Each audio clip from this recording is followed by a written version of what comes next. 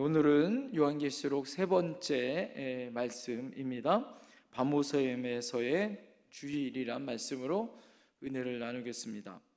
여러분, 우리가 편안한 환경에서 자란 자녀들에게는요, 이 두 가지의 손해보는 일이 있다라는 거예요. 우리가 우리 삶에서 평안과 날마다 행복하고 고생하지 않는 그런 평안한 삶으로 살아가는 자녀들에겐 두 가지 손해가 있는데, 첫 번째가 무엇이냐? 그 평안한 환경을 축복으로 이해하지 못한다라는 거죠. 우리에게 어려움이 있고 고난이 있어야 이게 나에게 얼마나 큰 축복인지 은혜인지를 깨닫는데, 그것을 알지 못하고 늘 편안하게 살아가는 거니까 이것이 진짜 복인지 축복인지 깨닫지 못한다라는 거예요. 두 번째는 그렇게 자라다가 어려운 환경이 갑자기 대면하게 되어지면 순간 어떻게 해요? 방황하거나 당황하거나, 그래서 오히려 더 큰 시련으로 나락으로 떨어지는 계기가 된다라는 거예요. 준비 없이 경험 없이 맞는 그런 어려움이기 때문이다라는 거예요. 여러분, 우리의 신앙생활도 마찬가지인 것 같습니다. 너무나 순탄한 신앙 환경 가운데 자란 분들은요, 그것이 진짜 은혜고 복인지 몰라요. 그래서 우리에게 다가오는 고난과 어려움을 통해서 우리 신앙이 다시 성숙되어지고 이것이 얼마나 큰 복인지 은혜인지를 깨달아 아는 거예요. 그리고 지나고 보면 하나님이 나에게 왜 이런 고난과 연단을 주셨는지를 알죠. 왜요? 내가 그렇게 성숙되어지고 그것을 이해할 수 있기 때문에 그래요. 그러나 갑자기 나에게 펼쳐져 있는 고난과 어려움이 나에게 있을 때 뭐예요? 이것이 여러분 어떻게 나에게 주신 하나님의 은혜인지를 발견하지 못하여서 어떻게 합니까? 오히려 방황하고 당황하고, 그래서 주님을 떠나는 사람들도 개중에 있더라라는 거예요. 여러분, 예컨대 사회에서 벌어지는 여러 가지 어려움들, 우리나라로 봐서는 역사적으로 정치적으로 일제 치하 같은 때 여러분 어떻게 했습니까? 그때 신앙생활을 하고 싶어도 할 수가 없었죠. 매일 아침마다 일왕 천황에게 절을 해야 됐고 이름도 바꿔야 하겠고, 교회 다니는 사람들은요 어떻게 했습니까? 핍박했어요.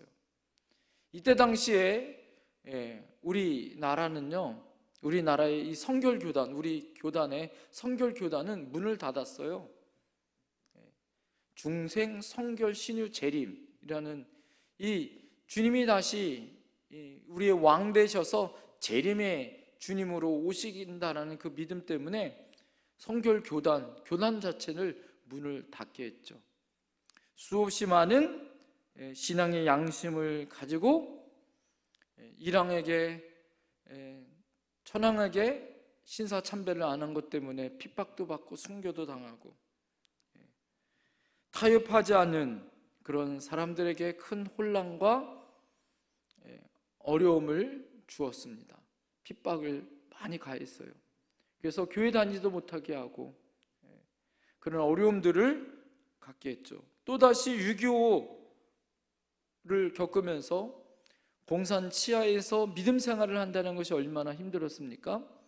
그래서 어려움 어떻게 했습니까? 북한의 이 믿음 좋은, 우리가 잘 알듯이 1907년도에 평양에 대부흥 사건이 평양에 북한에서부터 임했죠. 이것이 하나님의 은혜였는데, 그래서 북한에 오히려 더 큰 믿음의 사람들이 있었어요. 그 사람들이 6.25 때 어떻게 했습니까? 남한으로 내려왔어요. 신앙을 지키기 위하여. 그러다가 그 교회를 지키고 믿음 생활을 끝까지 고향 땅을 지키려고 했었던 사람은 지금도 어떻게 했습니까?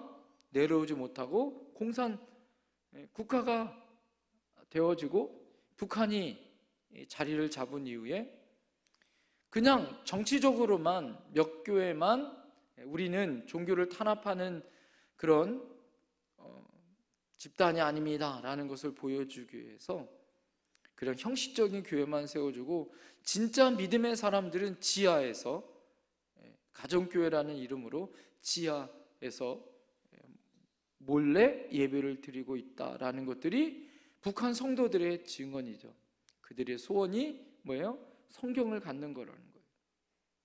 성경을 필사하고 듣고 몰래 극동방송, 그래서 뭐 전파 선교사라고 여러분 몰래 라디오를 듣게 하고, 그게 여러분 걸리면 죽습니다. 순교를 당해요. 간증을 가끔 들으면 보는 앞에서 굴비를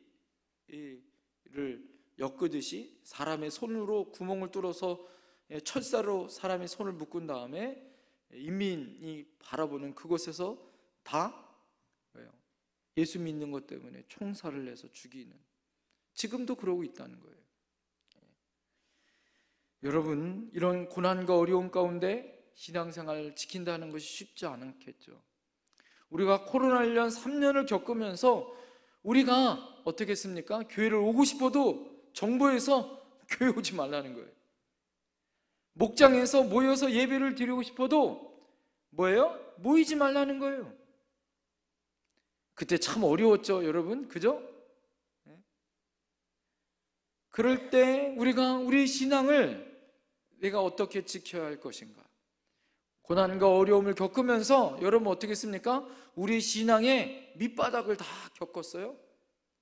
교회를 안 나오고 예배를 함께 못 드리고 내 신앙을 어떻게 지켜야 하는지를, 여러분 우리는 우리의 신앙이 얼마나 밑바닥에 있는지를 우리는 대부분 많이 경험했고, 지금도 아직도 큰 교회들은, 대부분 많은 교회, 우리나라 지금 많은 교회들은요, 이 코로나 이후에 많이 젊은 사람들을 잃어버렸어요.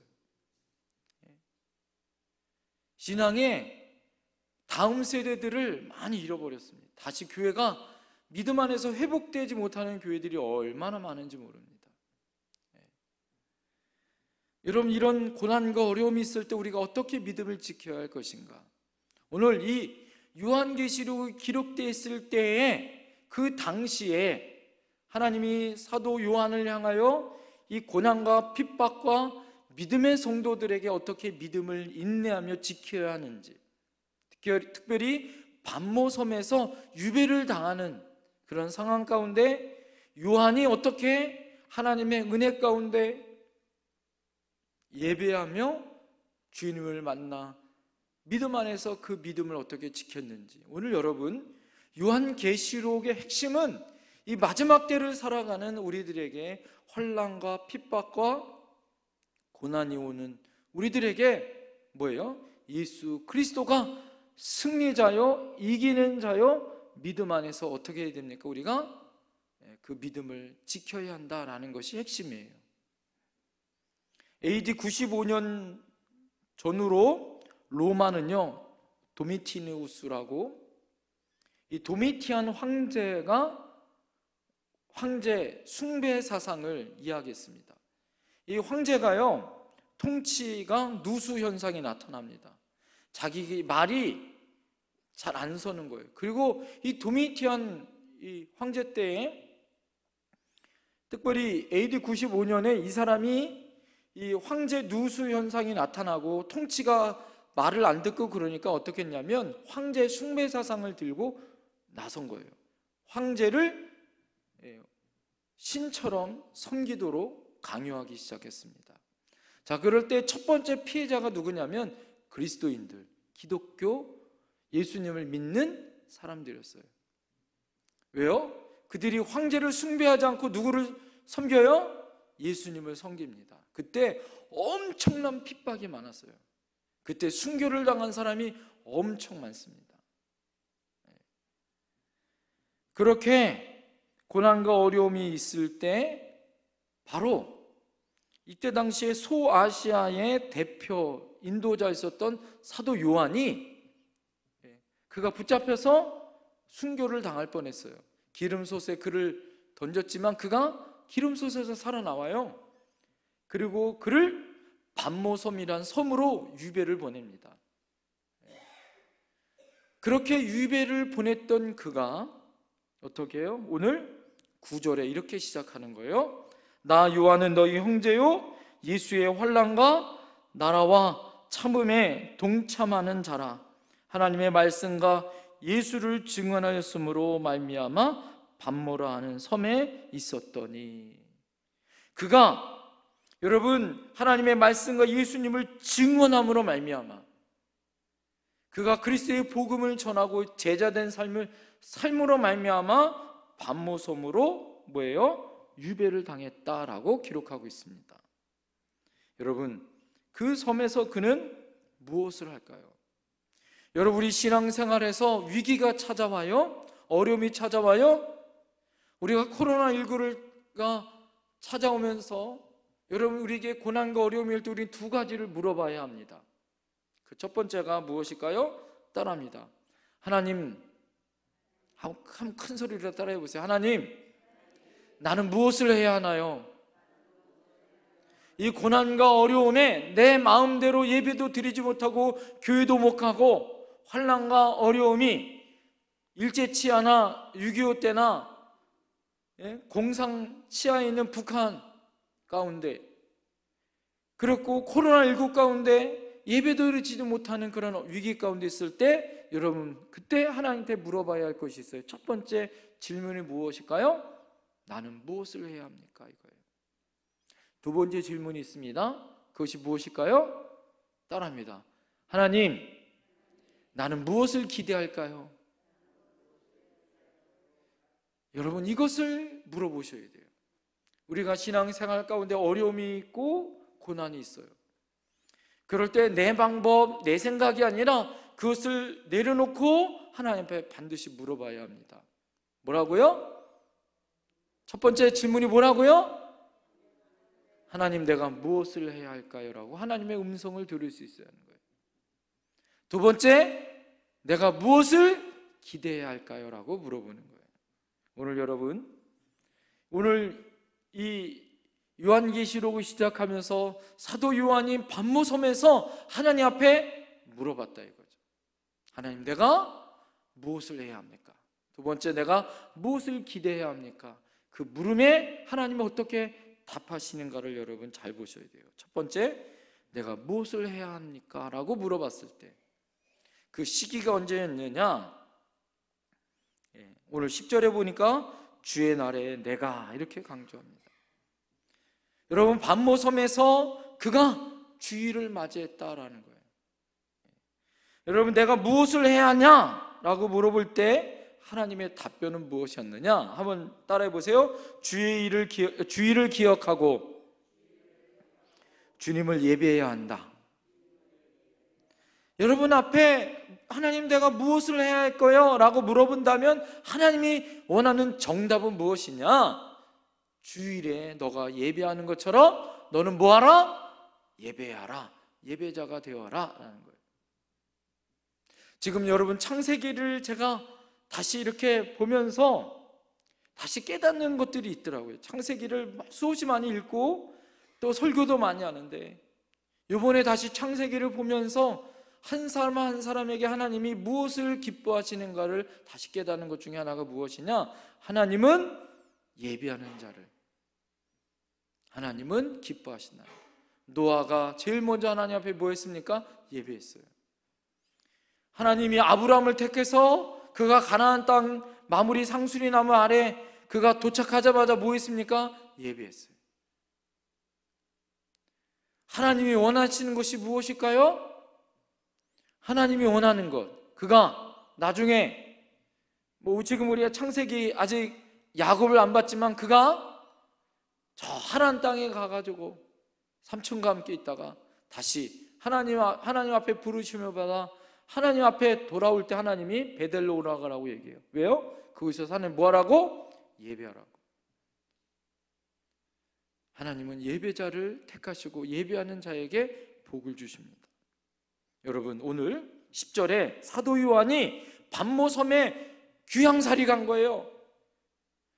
그 귀향살이 가서 무슨 날을 맞이했습니까? 주의 날을 맞이한 거예요. 여러분, 주의 날에 그가 뭐 했냐? 내가 뭐 했냐?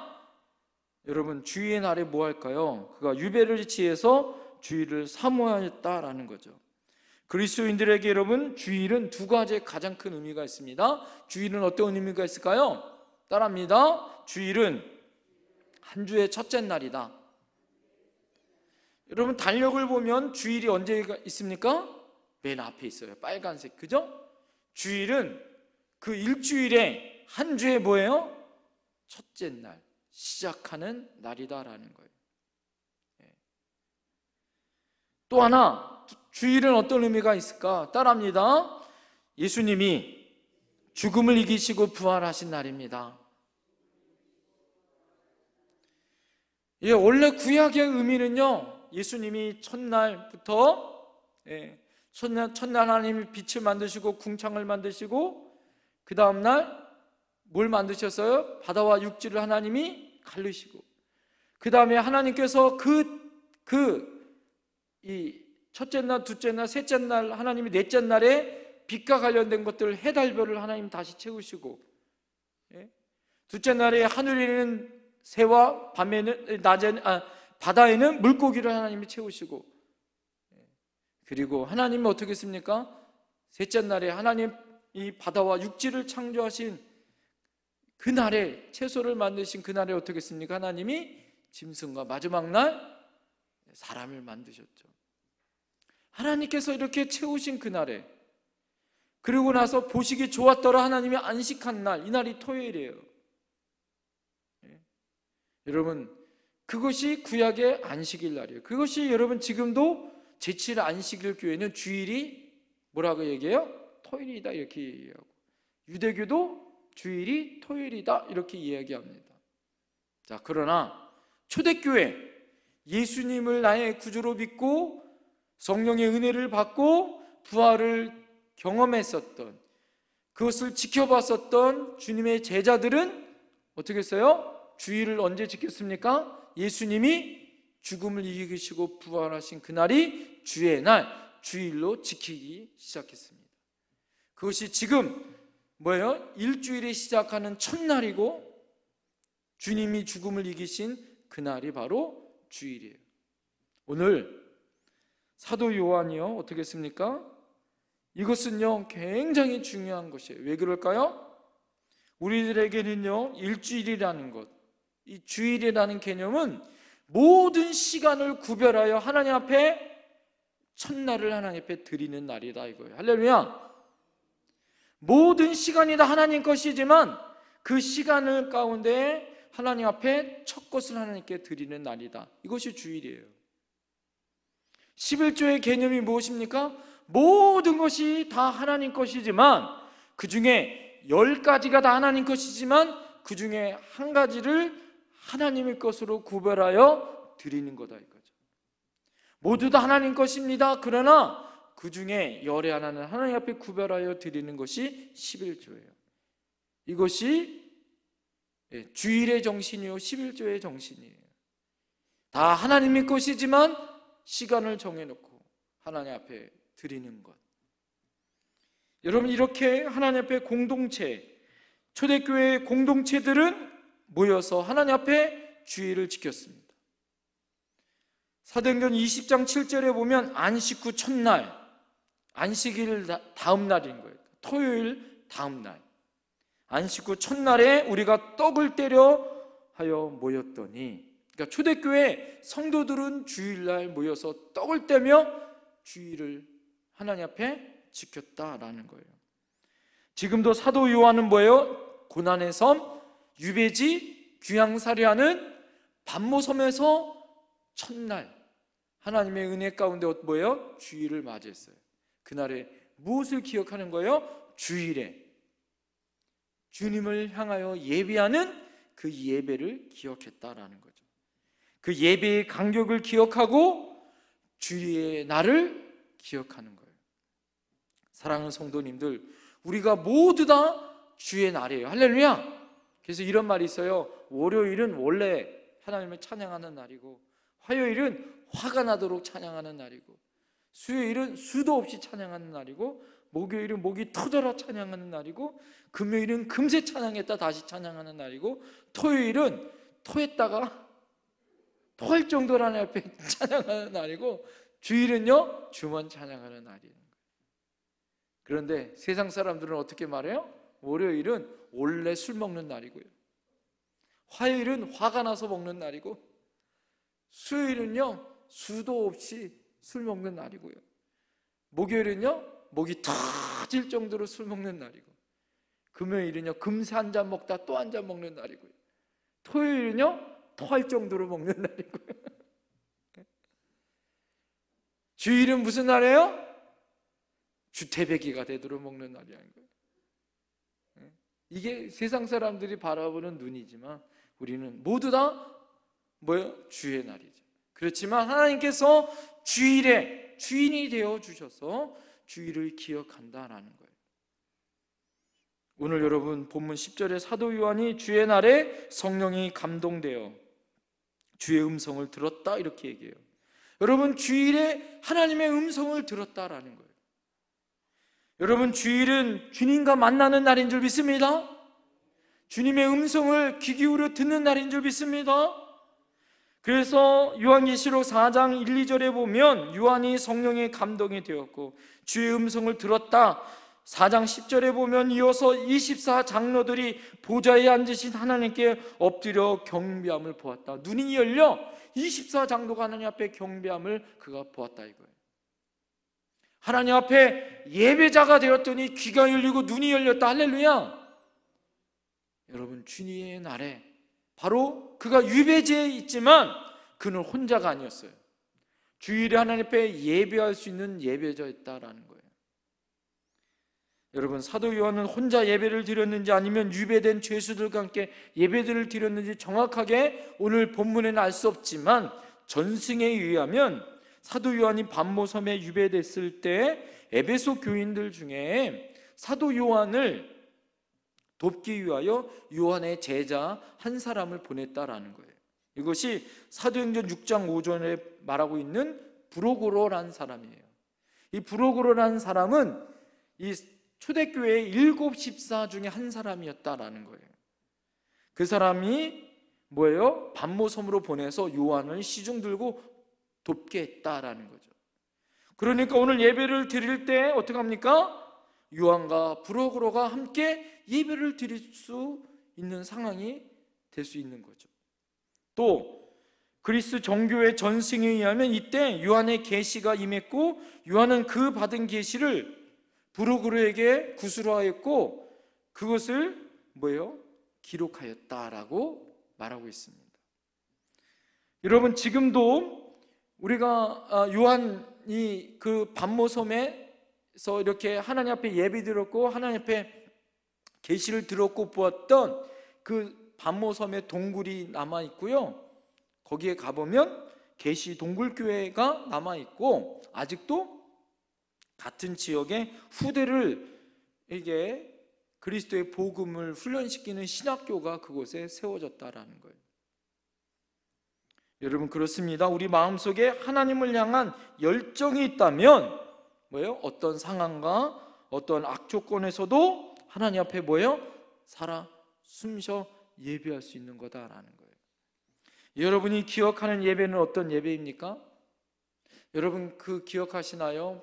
우리가 예배를 드릴 수 없는 상황이었을 때 하나님 앞에 코로나 때 다시 주님 전에 나와서 함께 모여서 예배할 때 그 감격. 저는 군대 갔을 때 처음 이제 신교대 갔을 때 하나님 앞에 예배하는데 그렇게 눈물이 나오더라고요. 그냥 예배 드릴 수 없는데 그 예배 드릴 수 없는 상황 가운데 하나님 앞에 주일날 예배 드리는데 그렇게 눈물이 나오더라고요. 그때는 그렇게 다 그냥 얼마나 그냥 간절하고 그렇게 소망했는지 모르겠습니다. 여러분에게는 이런 예배의 감격이 있나요? 여러분 우리가 드리는 예배는 뭐예요? 하나님 앞에 살아있는 예배자로 우리가 나 혼자 드리는 예배가 아니다라는 거예요. 그 예배의 대상은 주님이시고 하나님이시고요. 여러분 상황이 어떠하든지 여러분 앞에 고난과 어려움이 있든지 여러분은 뭐 해야 돼요? 요한처럼 예배자가 되어야 되는 거예요. 우리의 상황이 어떠하든지 하나님 앞에 예배자로 서 있어야 합니다. 여러분은 코로나19 때 목사님은 뭐 예배 안 드리고 편했겠다, 아니에요. 코로나19 때 더 힘들었습니다. 여러분들은 여러분들에게 영상을 만들기 위해서 저는 하여튼간 저는 그 방송에서 녹화 있잖아요. 방송 녹화하는 거.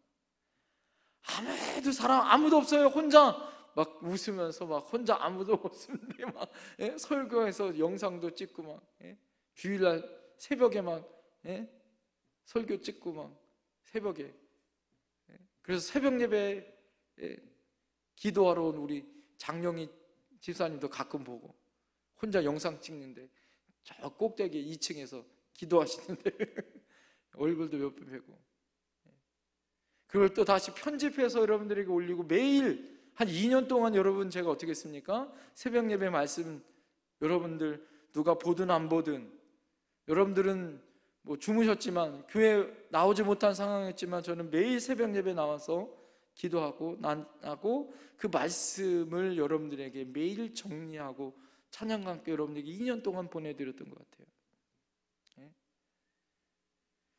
쉽지 않았습니다.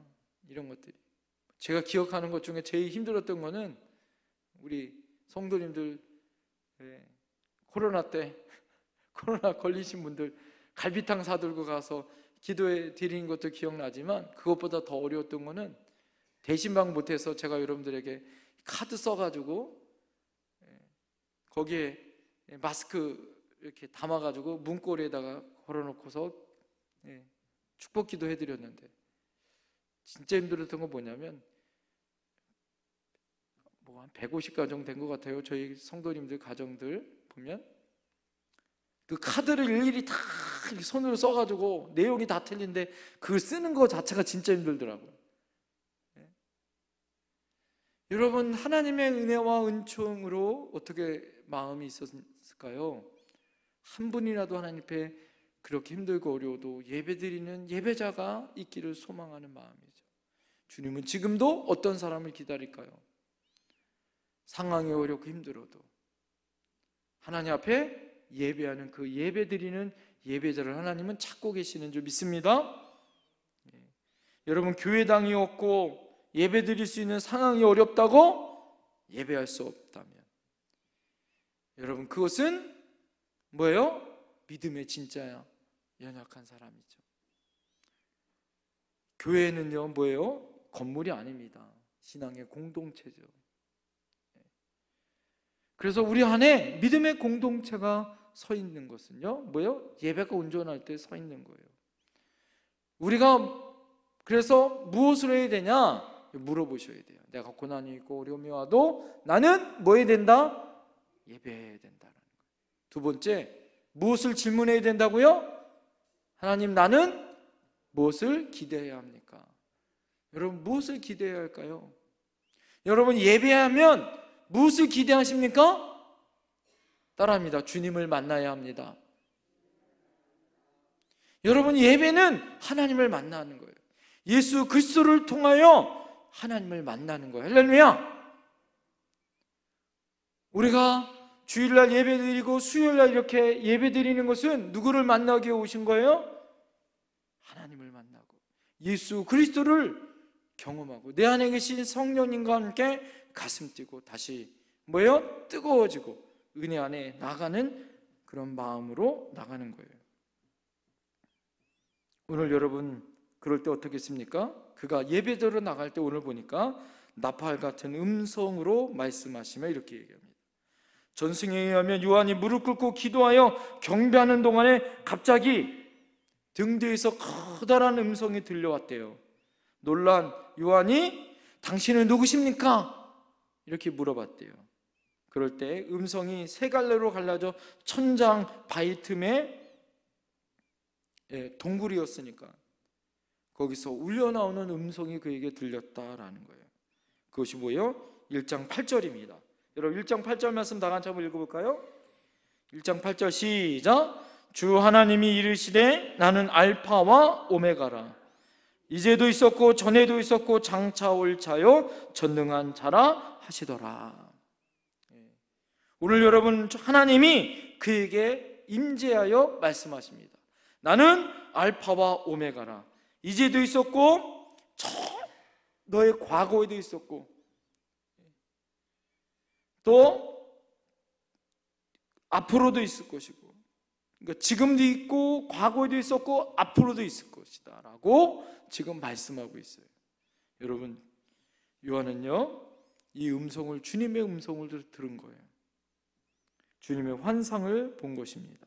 여러분, 그가 본 환상의 초점이 무엇일까요? 두 가지예요. 첫 번째는 한번 따라해 보시겠습니까? 그가 교회를 다스립니다.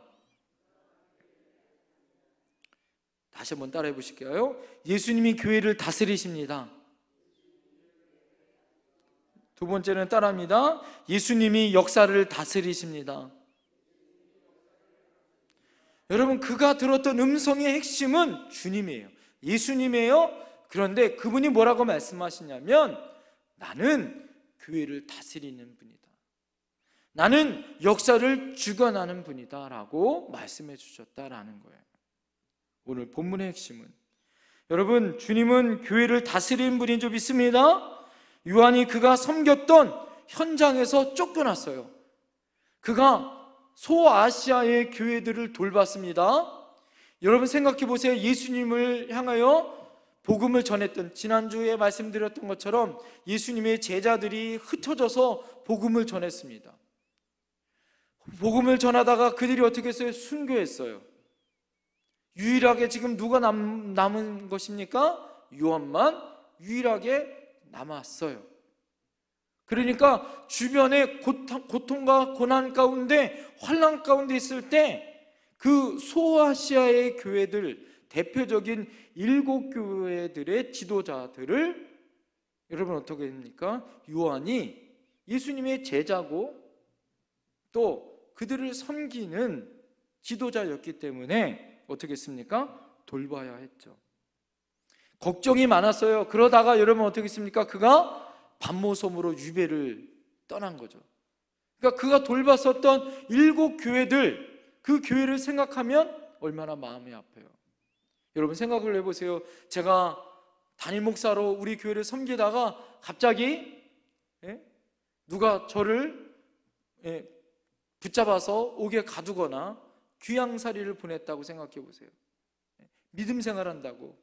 그러면 교회가 얼마나 어려울까요? 한 교회가 아니라 7교회예요. 7교회. 그 걱정이 얼마나 많을까요? 여러분, 오늘 그래서 그가 본 환상은, 오늘 여러분 계시록에 나와 있는 7별 7촛대 나와 있는 오늘 주님의 모습으로 우리에게 환상 가운데 말씀해 주시는 이 상징들은 오늘 뭐라고 이야기합니까? 바로 7교회, 소아시아의 7교회를 상징해요. 그래서 요한계시록은 이 상징의 단어들이 많고 언어들이 많습니다. 오늘 보니까 소아시아의 7교회를 상징하는 금 촛대 사이로 주께서 발에 끌리는 옷을 입고 다니는 모습이 나와 있어요. 오른손에는 7별이 있고, 여러분 12절 13절을 한번 보세요. 몸을 돌이켜 나에게 말한 음성을 알아보려고 돌이킬 때 7 금 촛대가 보았는데, 촛대 사이에 인자 같은 이가 발에 끌리는 옷을 입고 가슴에 금띠를 띠고. 여러분, 이렇게 환상 가운데 7 금 촛대가 보이고, 촛대 사이에 누가 보여요? 여러분, 발에 끌리는 옷을 입은 주님이 보이는 거예요. 이 환상이 20절에 해석으로 나와요. 어떻게 해석합니까? 20절 말씀, 중요한 말씀에서 다 같이 한번 읽어보겠습니다. 시작. 내가 본 것은 내 오른손에 7별의 비밀과 또 7 금 촛대라. 7별은 7교회의 사자요 7 촛대는 7교회니라. 여러분, 이 뜻이 무슨 뜻입니까? 여전히 교회의 주인은 누구예요? 7 촛대와 7 사이에 누가 보입니까? 주님이 보이는 거예요. 그러니까 7교회의 오늘 뭐라고 얘기해요? 일곱 교회의 비밀과 일곱 금 촛대, 일곱 별, 일곱 교회의 사자요, 일곱 촛대는 일곱 교회. 여러분, 일곱 교회의 모든 상징, 여기서 말하고 있는 별이나 이 촛대, 그것이 바로 일곱 교회의 사자고 일곱 교회다. 그 가운데 주님이 거기서 머무시더라라는 거예요. 다시 말해서 따라합니다. 교회의 주인은 예수님이십니다. 여러분, 교회의 주인은 예수님이에요. 예수님이 머리가 되시고 우리는 지체인 줄 믿습니다. 교회는 공동체죠. 여러분, 일곱 교회에 사도 요한이 지금 반모섬에 갈지라도 일곱 교회를 다스리시고 고난과 어려움이 와도 그것을 지키시는 분은 누구다? 예수님이다 라는 것을 보여주는 거예요. 그러니까 여러분, 주일에 예배를 드리면서 생각을 해보세요. 주일에 누가 제일 생각났을까요? 두고 온 일곱 교회가 얼마나 생각이 났을 거예요. 그 생각을 하면 얼마나 가슴이 찡할까요? 그죠? 그 마음을 생각하면 얼마나 마음이 아프겠어요. 그러나 환상 가운데 뭘 보여줍니까? 주님께서 그곳에 계시고 내가 일곱 교회를 상징하는 별과 촛대, 그것을 통하여서 교회의 주인 되어 주심을 알려주십니다. 여러분, 교회는 지도자도 필요해요. 그러나 하나님의 머리 대신 예수 그리스도의 사람들이 모여 있고, 여러분, 다소 교회가 혼란이 있고 흩어지고 어려움이 와도 예수님이 세운 교회는 결코 망하지 않는 거예요. 할렐루야. 누구 한 사람, 두 사람이 어떤 말이나 어떤 의견이나 어떤 주장에 교회가 흔들리지 않아요. 여러분, 성경에 보면 마태복음 16장 18절에 내가 반석 위에 나의 교회를 세우겠다. 음부의 권세가 이기지 못하리라. 할렐루야. 그 어떤 음부의 권세와 그 어떤 것도 하나님의 교회는 어떻게 합니까? 흔들 수가 없어요. 여러분, 어떻게 해요? 환난을 주어요? 고난을 줘요? 그러면 어떻게 합니까? 교회가요, 어떻게 해요? 뽀개지고 나누어져요. 그러나 어떻게 합니까? 초대교회가 환난이 오고 예루살렘 교회가 뽀개지고 어려워요. 그 사람들이 흩어집니다. 디아스포라가 되어져요. 흩어지니까 그렇게 해서 어떻게 합니까? 교회가 또 세워지는 거예요. 환난이 있고 어려움이 와요. 그러나 그것으로 하나님의 교회가 또 확장되어지는 놀라운 역사가 있더라라는 거예요. 여러분, 하나님의 역사, 이것은 예수 그리스도께서 교회의 주인 되어 주실 때 나타나는 거다라는 거예요. 또 뭐예요? 역사를 다스리는 분이 주님이다라는 거예요. 이미 계시록 1장 8절에 예수님께서 그가 전에도 있었고 이제도 계시고 장차 올 자다라고 말씀합니다. 그 뜻이 무엇이에요? 과거와 현재와 그리고 미래의 주인이다라는 거예요. 예수님은, 그분은 오늘 17절에 처음이요 마지막이다. 여러분, 예수님의 역사는 어떻게 해요? 창조의 시대부터 우리의 형상을 따라, 이렇게 말해요. 단수가 아니라 우리의 형상을 따라, 삼위일체 하나님이 모양을 따라 인간을 만들었어요. 창조할 때부터 지금까지 예수 그리스도가 우리와 함께 하신 거예요. 인간의 몸으로 이 땅에 오셨어요. 그분은 인간의 역사를 주관하시는 분이에요. 할렐루야. 18절에서 그래서 그는 죽었다가 다시 사시는 분, 사망과 음부의 권세, 음부의 열쇠를 가지신 분이고 곧 이 세상과 저 세상을 함께 지배하시는 분으로 이렇게 얘기해요. 여러분, 역사의 주관자가 주님이십니다. 그래서 19절에 요한에게 이렇게 명해요. 그러므로 내가 본 것과 지금 있는 일과 장차 될 일을 뭐하라? 기록하라. 이렇게 얘기해요. 이것이 역사의 주관자 되시는 주님이 비밀한 책으로 요한계시록을 기록하도록 명령하셨다라는 거예요. 여러분, 그래서 요한계시록은 과거의 역사를 알려주신 주님의 모습이 있고 지금도 현재에도 우리와 함께 하시는 주님의 모습이 있고 앞으로 다시 재림할 주님의 모습이 우리에게 있어요. 여러분, 이 과거가 소위 7인봉으로 닫혀져 있다가 열리는 순간이 올 것이에요. 7 나팔이 부러지면 7 대접이 쏟아지고 이 세상의 역사 가운데 죄악을 심판할 전쟁이 있습니다. 여러분, 이것이 기근과 온역과 자연재앙, 지구가 신음하고 어려워요. 지금은요, 과학자들, 기후를 연구하는 과학자들은 정말 심각하게 생각되어집니다. 지금 기후학자들의 연구에 의하면 이제 몇 년 후면 지구의 온도가 1.5도가 되어진대요. 1.5도에서 만약 2도가 되어지면 그 다음에는요, 인간들이 상상도 못하는 일들이 벌어진다는 거예요. 여러분, 이 미래 과학자들, 특히 기후를 연구하는 많은 과학자들의 이야기를, 책을 보거나 방송을 들어보거나 그러면 너무 심각합니다.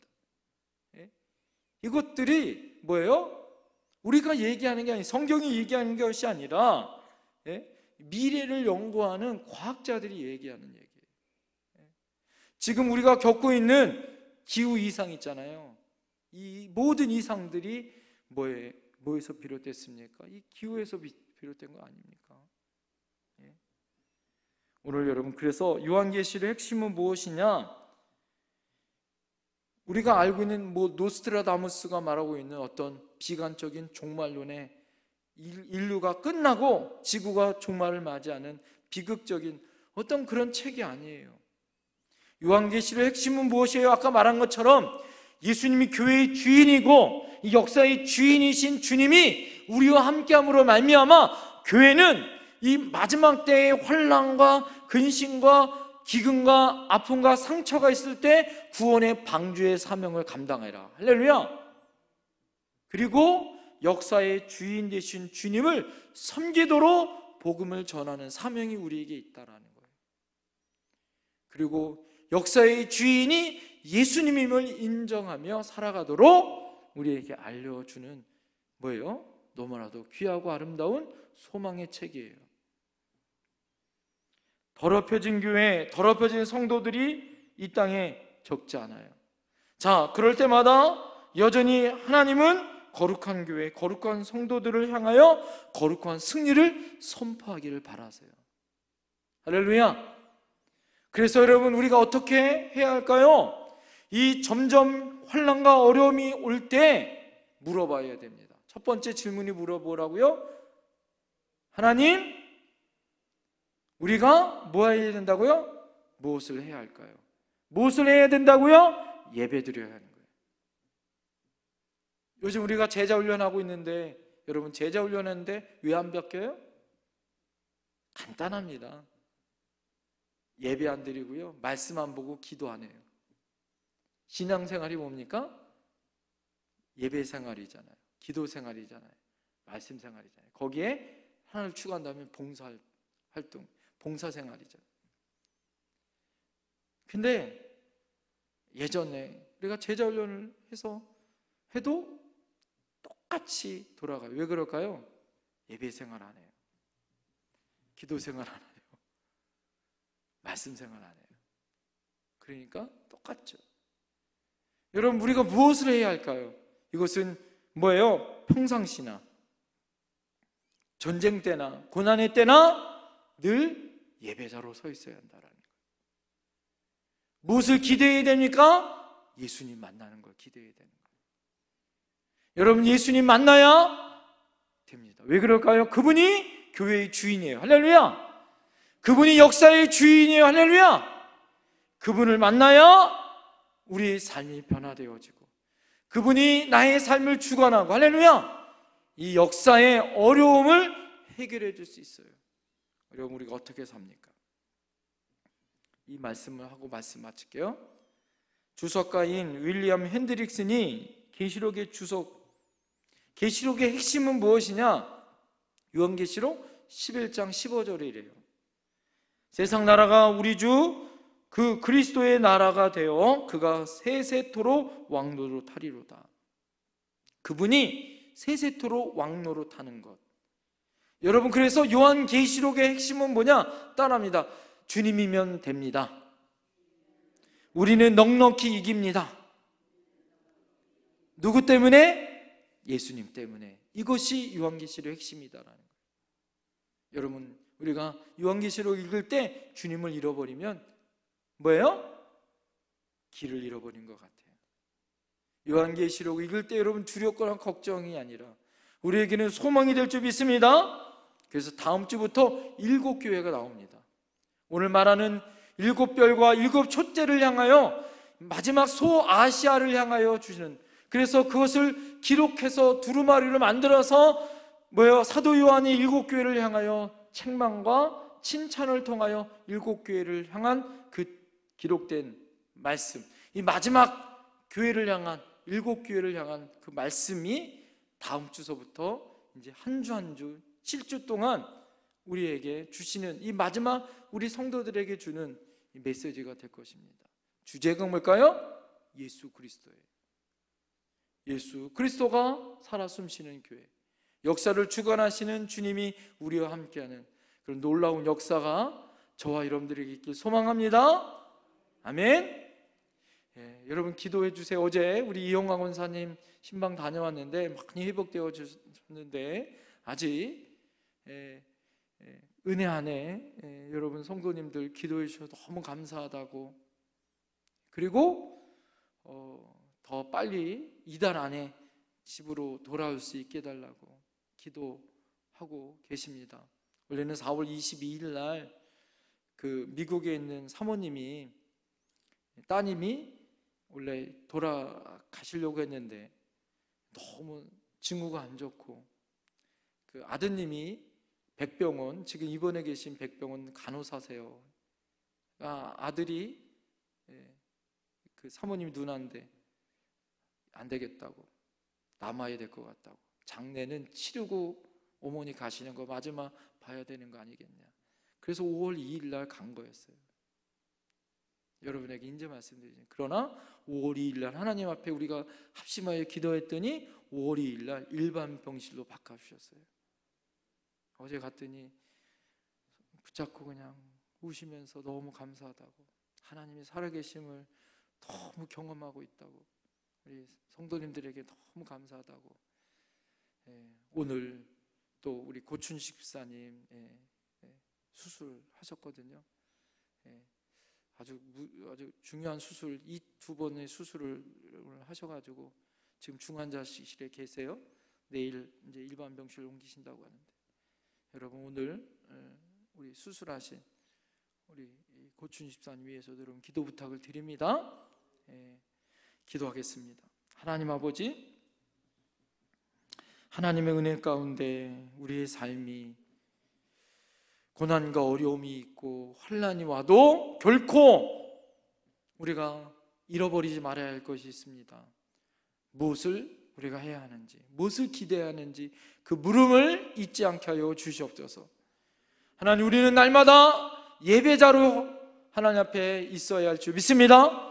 우리가 때를 얻든지 못 얻든지, 환난이 있든지 없든지, 우리가 교회 문을 닫든지 닫지 않든지, 우리는 날마다 우리 삶의 현장에서 예배자로 서 있어야 할 줄 믿습니다.